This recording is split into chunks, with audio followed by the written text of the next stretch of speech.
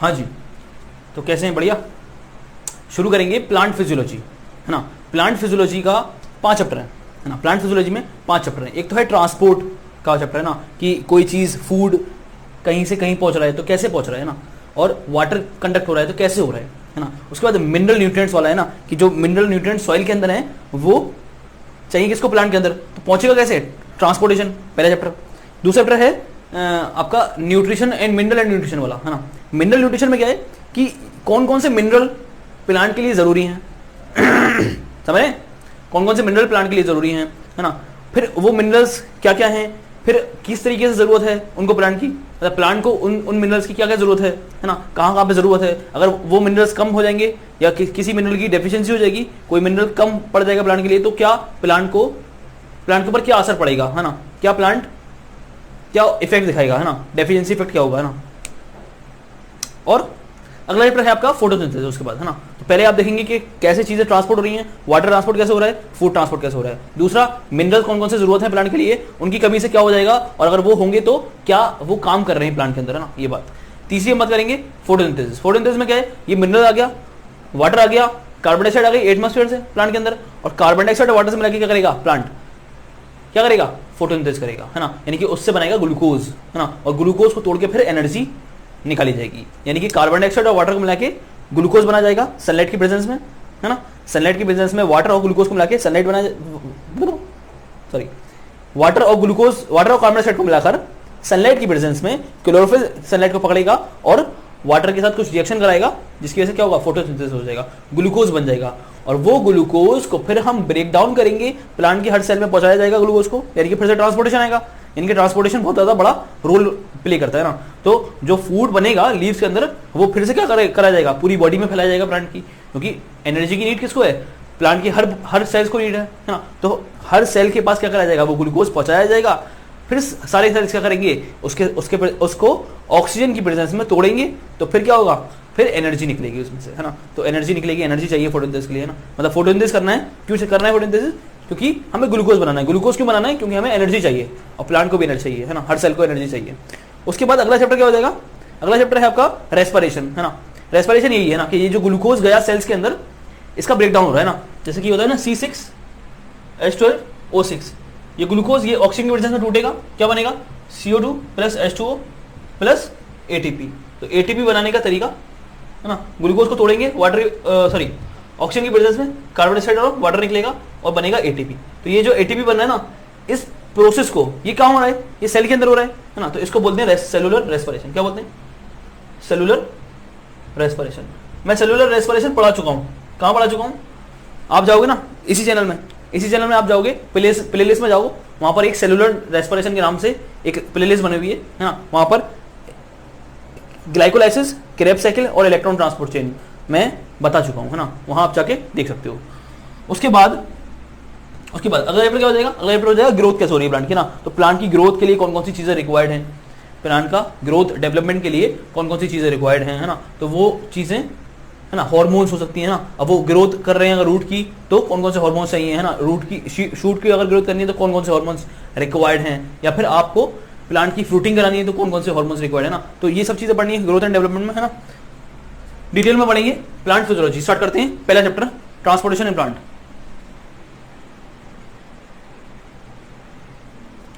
है ना जी। तो ये चैप्टर्स हैं हमारे, मैंने लिख दी एक बार, है ना। आप इसका स्क्रीनशॉट ले लो या फिर इसको लिख लो, उतार लो वीडियो पॉज करके, है ना। प्लांट फिजियोलॉजी में आप पढ़ेंगे पहले ट्रांसपोर्टेशन, है ना। इसमें आता है जाइलम और फ्लोएम। जाइलम कंडक्ट करता है वाटर को और फ्लोएम कंडक्ट करता है फूड को, है ना। मैं बहुत सिंपल तरीके से बता रहा हूँ अभी, लेकिन अभी डीप में चलेंगे इसको, है ना। देखेंगे क्या क्या तरीके होते हैं ट्रांसपोर्टेशन कराने के। उसके बाद मिनरल्स एंड न्यूट्रिशन पढ़ेंगे प्लांट के, कि प्लांट को कौन कौन से मिनरल्स की जरूरत होती है ना। उसके बाद रेस्पिरेशन पढ़ेंगे, है ना। रेस्पिरेशन मैं बोल रहा हूँ कि क्या है, सेलुलर रेस्पिरेशन, है ना। ये तो ब्रीदिंग हो गया, क्या हो गया, ब्रीदिंग। अभी जो ऑक्सीजन अंदर गया ना, ऑक्सीजन जो अंदर गया वो सेल्स के पास पहुंचेगा, वो हर सेल के पास पहुंचेगा, यहाँ पे पहुंचेगा, यहाँ पे पहुंचेगा, यहाँ पे पहुंचेगा, है ना। और हमारा जो फूड है ना, फूड में जो ग्लूकोज गया हमारी बॉडी के अंदर, तो वो भी हर सेल के अंदर पहुंचेगा, और हमारा, है ना, फूड भी हर सेल में पहुंचेगा, ग्लूकोज भी हर सेल में पहुंचेगा, और हमारा ऑक्सीजन भी हर सेल में पहुंचेगा। तो जो ऑक्सीजन और ग्लूकोज हर सेल में पहुंचा, समझ रहे हो, वो ग्लूकोज और ऑक्सीजन मिलेंगे आपस में, तो ग्लूकोज ब्रेक कर जाएगा किसी प्रेजेंस में, ऑक्सीजन की प्रेजेंस में, कार्बन डाइऑक्साइड और वाटर में, और एनर्जी रिलीज होगी। तो वो हम पढ़ेंगे यहाँ पर, है ना, यहाँ पढ़ेंगे, है ना। इसको सेलुलर रेस्पिरेशन भी बोल सकते हो, क्या बोल सकते हो, सेलुलर रेस्पिरेशन, है ना। आप ये वाला पढ़ना चाहो तो पढ़ सकते हो, मैंने वीडियो डाल रखा है ना, सेलुलर रेस्पिरेशन के नाम से, है ना। सेल्स के अंदर जो रेस्पिरेशन हो रहा है, रेस्पिरेशन, सेलुलर रेस्पिरेशन के नाम से आपको वीडियो मिल जाएगा, है ना। बहुत शॉर्ट में मैंने करने की कोशिश करी है, उसको सिर्फ 7 लेक्चर में मैंने उसको कंप्लीट करा है ना, बहुत छोटे छोटे लेक्चर्स हैं, है ना, आप जाओ देख सकते हो। फिर फोटोसिंथेसिस, फोटोसिंथेसिस में क्या होगा कि कैसे ग्लूकोज बन रहा है, जो ग्लूकोज यहाँ ब्रेक करेगा, यहाँ पर जो ग्लूकोज ब्रेक कर रहा है वो बना कैसे, तो बनेगा वो in the process of photosynthesis, है ना। उसके बाद ग्रोथ एंड डेवलपमेंट, तो प्लांट की ग्रोथ कैसे हो रही है, डेवलपमेंट कैसे हो रहा है, तो इसमें हम पढ़ेंगे हार्मोन्स वगैरह, है ना, हार्मोन्स वगैरह का चैप्टर हो जाएगा, है ना, मेनली हार्मोन्स पढ़ना होता है इसमें, है ना। तो ये शुरू करते हैं, है ना, पहला चैप्टर शुरू करते हैं, 5 यूनिट है, हम शुरू करते हैं पहला वाला, ट्रांसपोर्टेशन इन प्लांट्स, है ना, कैसे कैसे चीजें ट्रांसपोर्ट हो रही है ना, कैसे वाटर और फूड ट्रांसपोर्ट हो रहा है एक जगह से दूसरी जगह।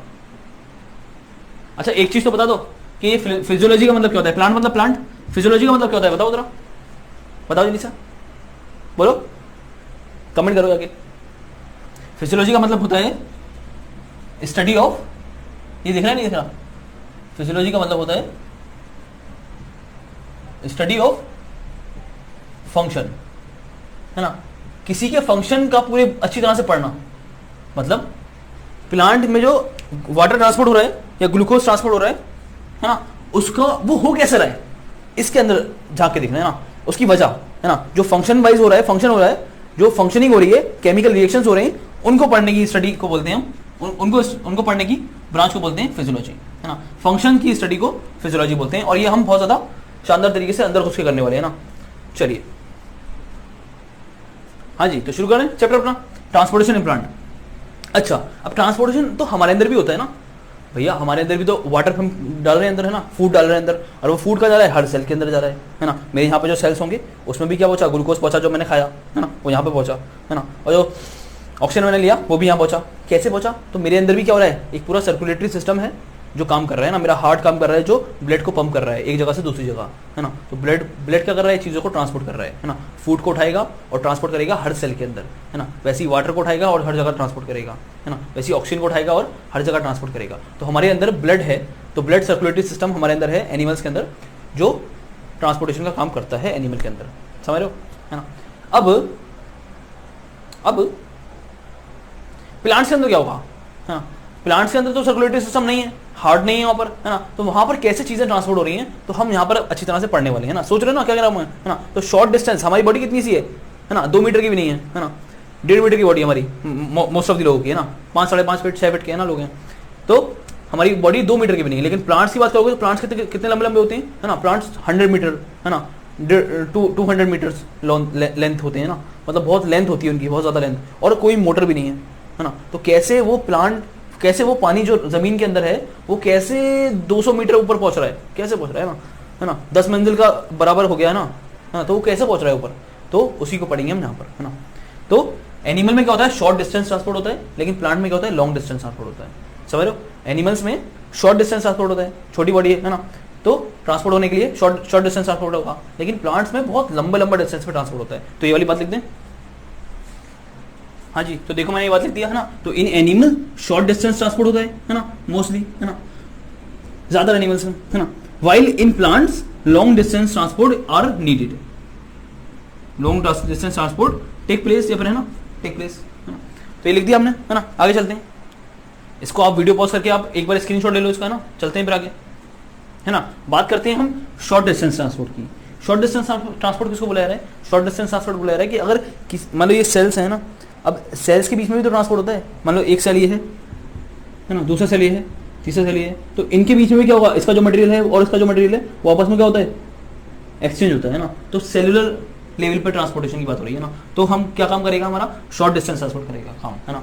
तो अगर एक सेल से दूसरे सेल में ट्रांसपोर्ट हो रही हैं चीजें, तो हमारा कौन सा ट्रांसपोर्ट काम करेगा, शॉर्ट डिस्टेंस ट्रांसपोर्ट करेगा, from one cell to another cell, है ना जी, from one cell to another cell, क्या क्या क्या काम करेगा, शॉर्ट डिस्टेंस ट्रांसपोर्ट, है ना। तो क्या क्या होता है बताओ, कैसे ये चीज ट्रांसफर हो सकती है यहाँ से यहाँ, हमने बहुत सारे प्रोसेस सुने होंगे, है ना। डिफ्यूजन, है ना, आपका फिर डिफ्यूजन में हो जाएगा सिंपल डिफ्यूजन, फैसिलिटेटेड डिफ्यूजन, है ना, सिंपल डिफ्यूजन, फैसिलिटेटेड डिफ्यूजन, है ना। तो डिफ्यूजन हो सकता है इनके बीच में, है ना। या फिर ओस्मोसिस हो सकता है, सुना है ओस्मोसिस का नाम ना? ओस्मोसिस क्या होता है हम बात करेंगे ना। ओस्मोसिस हो सकता है, सेल से सेल ट्रांसपोर्ट, या फिर क्या हो सकता है और बताओ, और बताओ और क्या हो सकता है?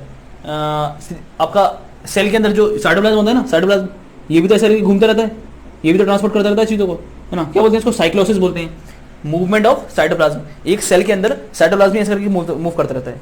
एक सेल है उसके अंदर साइटोप्लाज्म क्या करता रहता है, ऐसे करके मूव करता रहता है, समझ रहे हो? साइटोप्लाज्म, है ना। तो क्या हो जाएगा, उसको बोलेंगे साइक्लोसिस। तो वो भी क्या है, सेलुलर लेवल पे ट्रांसपोर्टेशन की बात हो रही है ना। और एक होता है एक्टिव ट्रांसपोर्ट, है ना, वो भी क्या हो जाएगा, डिफ्यूजन का कुछ टाइप हो जाएगा। एक्टिव ट्रांसपोर्ट में क्या होगा, बात करते हैं ना। एक्टिव ट्रांसपोर्ट क्या होता है, एनर्जी दे के क्या होगा, ट्रांसपोर्ट होगा। एक्टिव मतलब एनर्जी, है ना। तो एनर्जी दी जाएगी और उसके बाद ट्रांसपोर्टेशन होगा ना। मान लो एक चीज यहाँ से यहाँ ट्रांसपोर्ट करनी है, एक चीज यहाँ से यहाँ ट्रांसपोर्ट करनी है, तो वो अपने आप नहीं जाएगी, है ना। उसको क्या करना पड़ेगा, एनर्जी देनी पड़ेगी, है ना। क्या देनी पड़ेगी, एनर्जी देनी पड़ेगी। तो उसको बोलते हैं एक्टिव ट्रांसपोर्ट। हम बात करेंगे ना, डीपली बात करेंगे, है ना, सबकी एक करके बात करते हैं, ठीक है ना। मैंने लिख दिया इन चीज़ों को, है ना। डिफ्यूजन पढ़ेंगे हम, ओस्मोसिस पढ़ेंगे, एक्टिव ट्रांसपोर्ट क्या होता है ना, मैंने थोड़ा बताया आपको, उसको पढ़ेंगे। और cyclosis, cyclosis slow streaming movement of cytoplasm, cytoplasm move करता है ना। तो ये सारी चीज़ें पढ़नी है हमें। ये सारी चीज़ें कब आती हैं, जब कोई सब्सटेंस एक सेल से दूसरे सेल में ट्रांसपोर्ट हो रहा है ना। शॉर्ट डिस्टेंस ट्रांसपोर्ट के लिए ये चीज़ें काम आएंगी। अब बात करते हैं हम लॉन्ग डिस्टेंस ट्रांसपोर्ट की, है ना। हाँ जी, तो लॉन्ग डिस्टेंस ट्रांसपोर्ट, है ना। लॉन्ग डिस्टेंस ट्रांसपोर्ट प्लांट के अंदर कौन करते हैं, मैंने अभी नाम लिया था, जाइलम और फ्लोएम। कौन करता है, जाइलम एंड फ्लोएम। क्या करेंगे, long distance transport. Xylem transport करेगा वाटर को और फ्लोएम करेगा ट्रांसपोर्ट फूड को। तो मैं लिख देता हूं इसको, हाँ जी, कौन करेगा, by vascular tissue. Vascular tissue क्या होता है, वास्कुलर टिश्यू या फिर वास्कुलर बंडल। क्या होता है वास्कुलर टिश्यू, वास्कुलर बंडल, पता नहीं क्या होता है। हाँ, जाइलम फ्लोएम को बोलते हैं ना। जाइलम और फ्लोएम को कंबाइंडली क्या बोलते हैं, वास्कुलर टिश्यू बोलते हैं। जाइलम और फ्लोएम दोनों को मिला के क्या बोलोगे, एक टर्म इस्तेमाल होगा, वास्कुलर टिश्यू। तो मैं लिख दूं यहाँ पर, वास्कुलर टिश्यू का मतलब क्या है, xylem and phloem. Phloem, xylem और फ्लोएम को दोनों को मिला के क्या बोलते हैं, है ना। कलेक्टिवली क्या बोलेंगे इनको, जाइलम फ्लोएम को वास्कुलर टिश्यू बोलेंगे, है ना।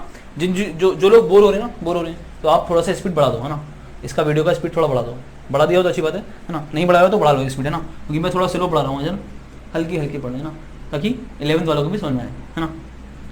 चले मेरे आगे, आप स्पीड बढ़ा लो। अच्छा, तो long distance transport xylem phloem करेगा, है ना।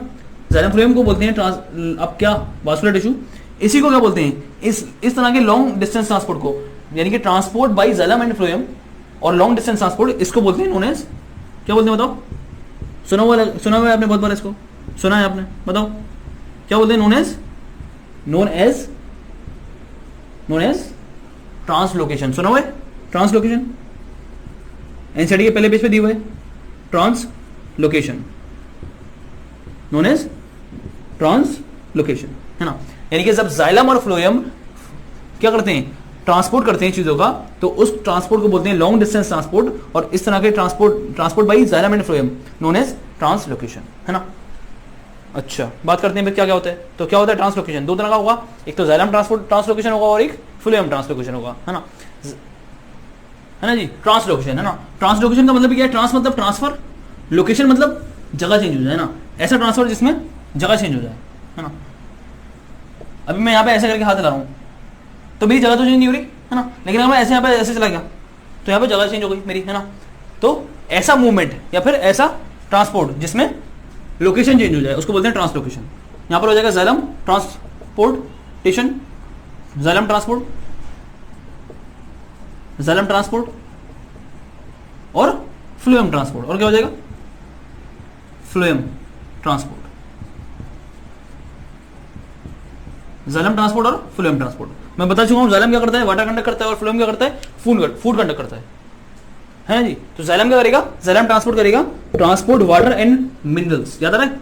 और फ्लोएम क्या करेगा, फ्लोएम ट्रांसपोर्ट करेगा ऑर्गेनिक सॉल्यूट को। ऑर्गेनिक सॉल्यूट का कुछ दिक्कत हो रही है अगर इससे, तो आप इसका क्या लिख सकते हो, इसका क्या आप लिख सकते हो, ग्लूकोज, हाँ, या फिर आप बोल सकते हो सुक्रोज, या फिर आप बोल सकते हो फूड। सिंपली क्या बोल दो, फूड बोल दो जी।